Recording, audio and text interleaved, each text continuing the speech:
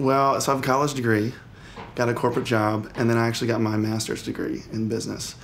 And so I've invested, it was about $70,000. And all of that I learned there, I could have learned being an entrepreneur, I believe. Some of the mathematical stuff, the accounting stuff, the real practical stuff is helpful, but I learned a lot more on the job since then. So although I wouldn't give it up, I think I could have learned the same things becoming an entrepreneur earlier. I need energy. I need something to get me up when I'm feeling like not working that day. And since becoming an entrepreneur, I've moved more and more towards big cities. I get a lot of energy in big cities, and the small towns don't really do it for me as much. So I need energy. Of course, I need really good internet.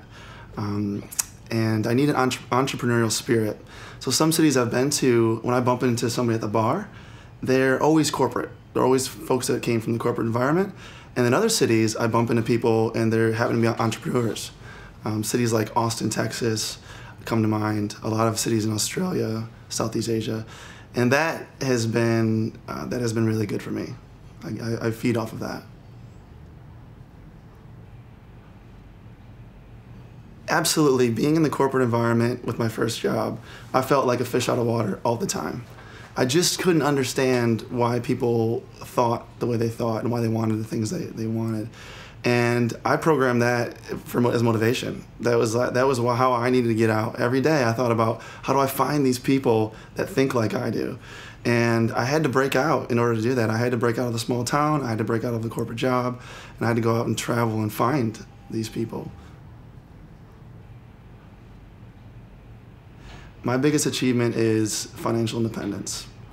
I spent a lot of years worrying about bills and where my money was going to come from, and I haven't worried about that in a long time.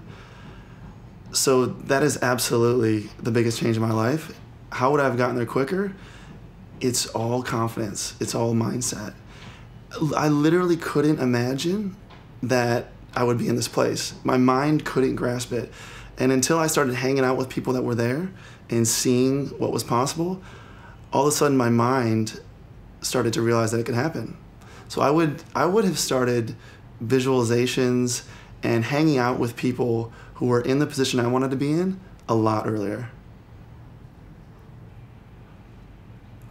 You know, it's hard to think about mistakes because I believe if I'm happy where I'm at now, then I can't think that anything was a mistake.